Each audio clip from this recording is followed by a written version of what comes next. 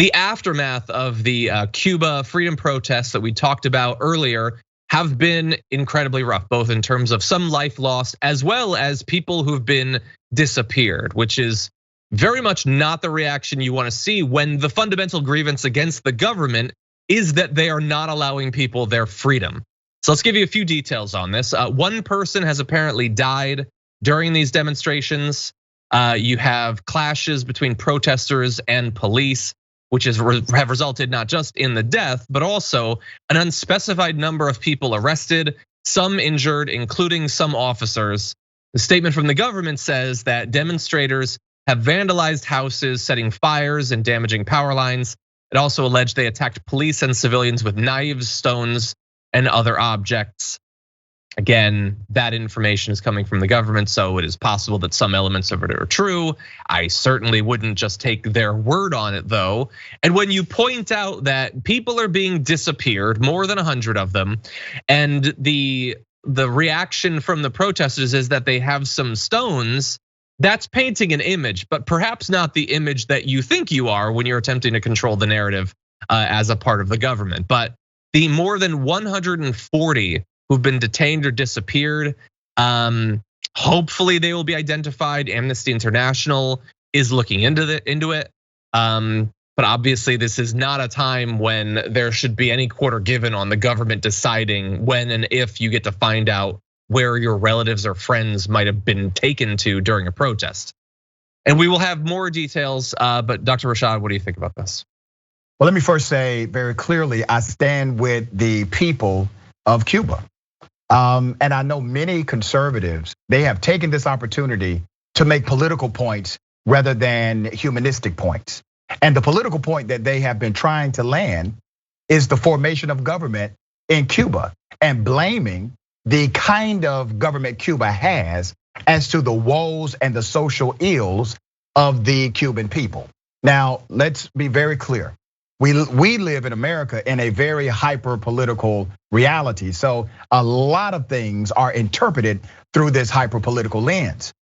The reason why Cuba is going through what they're going through is because of direct mismanagement of resources, a lack of resources, mishandling of COVID, and you have systemic governmental corruption. Policing is out of control as well there. So you have all of these elements happening at the same time. The people are tired of it and they're speaking out. This has nothing to do with the formation of government. You have mismanagement happening in governments all across the globe. It's not just because of the kind of government they have. These are individual bad actors, and they would be individual bad actors regardless of what kind of government was in place.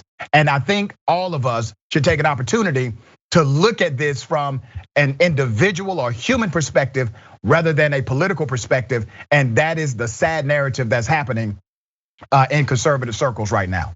Yeah, and my fear is that sort of what you're pointing out, the attempt to make it exclusively about this one thing is going to lead to probably a disproportionate amount of coverage of what's going on there from right wingers who want to use it to demonstrate that fake point. And then from other forms of media, I mean, what are you gonna get? Maybe a little bit of initial coverage because there's awesome protest footage or whatever, but then what comes after that? I mean, is CNN or MSNBC going to like engage in a prolonged effort to get Biden to normalize relations with Cuba? Maybe. If they do, I wouldn't know because I don't watch them, but I'm just presuming to say that I don't think that that's what's happening.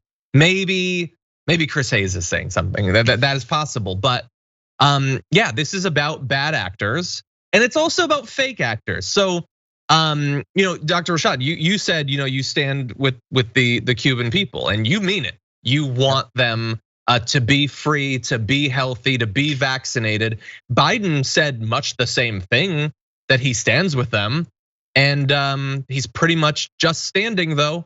And the thing is, he's a president. He can do more than stand. He could normalize relationships. He could take down the more than 200 sort of new regulations and basically walls between our two countries that were set up by Donald Trump. And that was bad when Trump did it, but it becomes more than just a Trump thing if Biden keeps them. That's right. So if the issues that the people in Cuba are talking about are, look, there's plenty that's specific to members of their government and members of their police, that's true. But if there's high prices and if there's food shortages and if there's shortages of vaccines and other medicines, kind of feel like a blockade might be related to that. And so your standing with the Cuban people is great. I love to see people stand. But you're the president. You could do way more. We can expect way more. And hopefully that's being reflected in media coverage of this. Yeah, and think about the mess we really made, man. President Obama, even though I disagree with him on some of his international policy, President Obama had the right idea. He said, listen, the embargo doesn't work. We actually put it in place so that we could get a conclusion out of Cuba, and it never happened. So it didn't work, it's not going to work. We need to revisit that policy. He does so, he makes some changes. Trump gets in, he unravels all of that and makes it even worse. He created, under his administration, significant destabilizing factors through policy and our international relationship with Cuba. And now you're seeing the result of that, but you're right, John. At some point, this is Biden's problem and no longer Trump's problem. And that point is now. Exactly, yeah, that is true. And also, if this stuff bothered you under Trump, presumably it can still bother you. That'd be great, a little bit of ideological consistency. We're always fans of that.